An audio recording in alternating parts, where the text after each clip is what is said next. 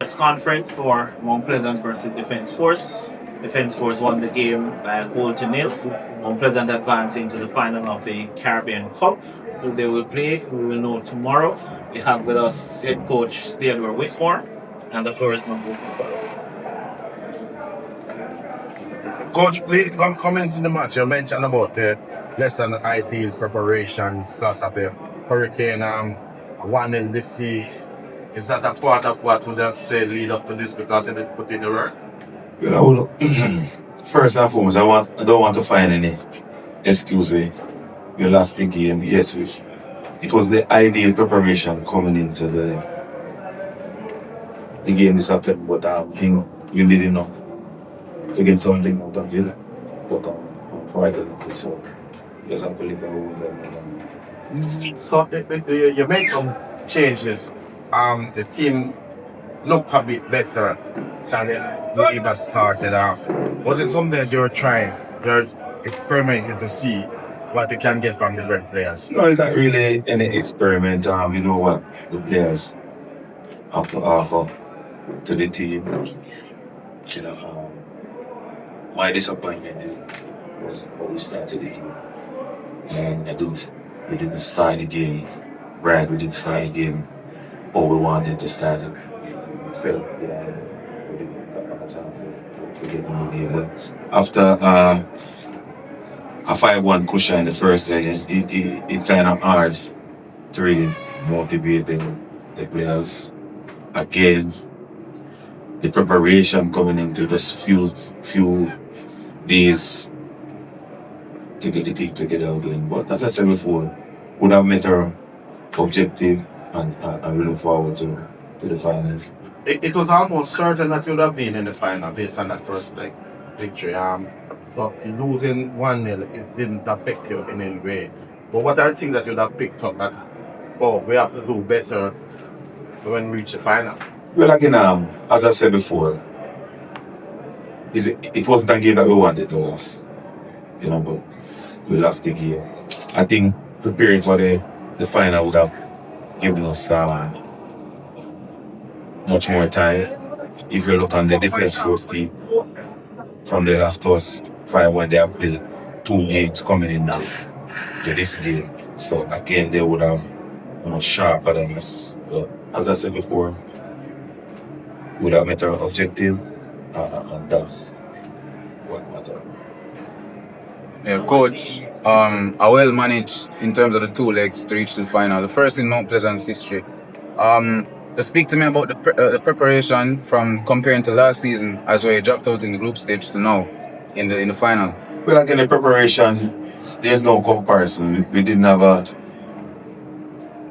prepare for the tournament last season. We don't want to go back to that. That was history. I think we are better prepared both physically, mentally, and this is sort of the result we get why we are in the final. Coach, into the final, but also confirm a spot in the Champions Cup now. What does it mean for the club to reach this stage? Where you guys can play against top teams, not only in the region, but in the US and the Central America as well? Well, it means a lot to us as a team, as a club. I think they get ownership by Peter and Mrs. Amanda Gold. I think they deserve it. I think they'll invested a lot. So to get in the reward, I think it's a plus for the club. As well as this match, wasn't just a match for the club, but you guys spoke about using this match as donations for those affected by Hurricane Melissa. Can you just speak about that and if there's any updates on how much donation you received so far? Well, I couldn't speak on the donation received so far, but we will continue to help in whatsoever way as a club, as a team, the staff, the players. We are committed to the cause. So whatever way we can assist in, we will continue to. Coach, tactically in the game, it seemed that they offered you guys a lot of width, a lot of space on the wings, but the crosses weren't the best tonight. Do you believe that that's a tactic your possible opponents in the final may use against you guys? And if so, what are you looking to try to prepare against that? Again, we can prepare for the final. We don't know who we're gonna meet in the final. We have played against one of the opponents of our who's in the final, which is Bonham. So we know what they have to offer.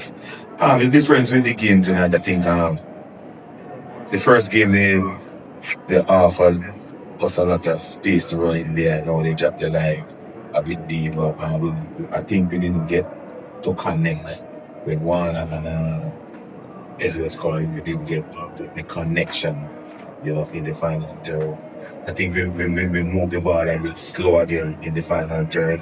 Yeah, we passed first phase, second phase, but when we reached the third phase, I think we're a bit slow in passing the ball. So the defense first team were not playing hard, so it was very difficult to break them. Coach Angling came out of the game early. Is that a major concern, or was that tactical move at the time? What kind of update can you give us? So when he suffered an ankle injury, he tried to play but he didn't want to receive. And coach, one more thing. Again, congratulations. You are in the Concacaf Champions Cup now. Can you speak personally that kind of achievement means for you and as well for the club as well? Well, as I said before, it meant a lot. I think the club deserves it. I think, as I said before, the ownership deserve it. We just have to take it one step further. And coach, just kind of adding to his question, this is now the third year in a row our Jamaican club is in the Caribbean Cup final as well as the Champions Cup. You're going to speak about the importance and this means for Jamaican football, for our clubs to continue to be in these spaces. Well, yes, as a Cavalier did it last year. Fortunately, they're not in the season. So again, it's good for Mount Pleasant as a club and as a Jamaican team who represent the JPL to continue. Coach Warner Brown, looking on him right now, it hasn't been the best of starts for him right here at Mount Pleasant. Is there anything that you can say to motivate to get him up and running after his debut red card in this competition and not so many goals as we expect, and also injury he faced earlier in the season? It's difficult to answer a question like that because if you look how many games has Warner Brown played in the Premier League and from Mount Pleasant, so I don't think it would be fair for any player. We haven't had the run that we wanted in the Premier League because a lot of games has been pushed back for us due to the Concacaf. So we have to take all of that into consideration. So Mount Pleasant hasn't gotten into the rhythm. If you look on the first half compared to the second half, this afternoon again, it was a different team. So we haven't gotten in the rhythm. So to compare any player, not only one, but to give a fair assessment on any player, I think difficult. And final words on the situation with the Hurricane Melissa, something to give the fans hope and positive feeling right now after going to the final. Any words and thoughts on that right now? Well, it's devastating for us as a country, what we are facing now, the situation we are in. But as I said before, we know Jamaicans, we are tough despite the challenges that we face. On the rise again. Take one more question. Anybody else? Question? No more? Coach, at this time, as I mentioned about the Hurricane, we are looking for a feel-good factor. We are into the final. What are the promises that can you make to Jamaica that you will deliver, bring some joy to this country? Well, yes, as I said before,